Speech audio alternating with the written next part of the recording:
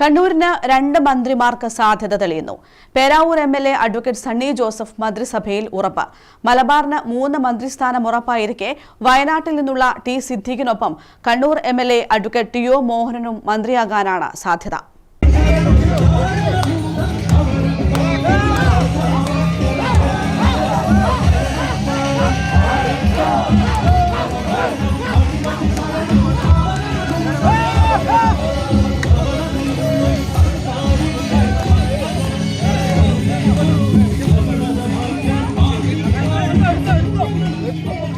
കണ്ണൂർ മണ്ഡലത്തിൽ നിന്ന് ഇത്തവണ അത്ഭുതപ്പെടുത്തുന്ന ഭൂരിപക്ഷത്തോടെയാണ് അഡ്വക്കേറ്റ് ടി.ഒ. മോഹനൻ വിജയിച്ചത്.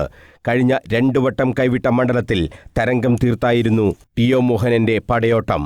ആ മികവിന് അംഗീകാരം എന്ന നിലയിൽ ടി.ഒ. മോഹന് മന്ത്രിസ്ഥാനം നൽകണമെന്ന ആവശ്യവും കോൺഗ്രസിൽ ശക്തമാണ്. പേരാവൂർ എം.എൽ.എയും കെ.പി.സി.സി പ്രസിഡന്റുമായ അഡ്വക്കേറ്റ് സണ്ണി ജോസഫ് മന്ത്രിയാകുമെന്ന് ഉറപ്പ്.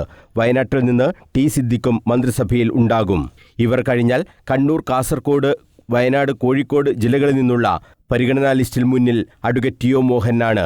കെ.പി.സി.സി അംഗം എന്ന പരിഗണനയും മേയർ എന്ന നിലയിലുള്ള ഭരണ പരിചയവുമെല്ലാം ടി.ഒ. മോഹന് മുൻതൂക്കം നൽകുന്നുണ്ട്. ഈ തെരഞ്ഞെടുപ്പിന്റെ അജണ്ട നിശ്ചയിച്ച ജില്ല കൂടിയാണ് കണ്ണൂർ. തളിപ്പറമ്പും പയ്യന്നൂരുമൊക്കെ CPMന്റെ വൻ തിരിച്ചടിക്ക് ഘടകമായിട്ടുണ്ട്. ഒപ്പം CPMന്റെ തട്ടകത്തിൽ കൂടുതൽ മന്ത്രിമാർ ഉണ്ടാകുന്നതും ഗുണം ചെയ്യും. ഇതെല്ലാം അഡ്വക്കേറ്റ് ടി.ഒ. മോഹന്റെ സാധ്യത വർദ്ധിപ്പിക്കുകയാണ്. മലബാർ മേഖലയിൽ നിന്ന് ഏതാണ്ട് എല്ലാവരും ആദ്യമായാണ് നിയമസഭാംഗമാകുന്നത്. ഗ്രൂപ്പ് വ്യത്യാസമില്ലാതെ നേതാക്കളുടെയും അണികളുടെയും പിന്തുണയും അഡ്വക്കേറ്റ് ടി.ഒ. മോഹനുണ്ട്. മുഖ്യമന്ത്രി വി.ഡി. സതീശനും ടി.ഒ. മോഹനൻ മന്ത്രിയാകുന്നതിനോട് എതിർപ്പുണ്ടാകില്ല. കെ.സി. വേണുഗോപാൽ ഉൾപ്പെടെയുള്ള പ്രധാന നേതാക്കളും ടി.ഒ. മോഹന് അനുകൂലം. മന്ത്രിമാർ ആരൊക്കെ എന്ന കാര്യത്തിൽ 2 ദിവസത്തിനകം കോൺഗ്രസിൽ ധാരണയാകും. മനോജ് മയ്യിൽ, കണ്ണൂർ വിഷൻ.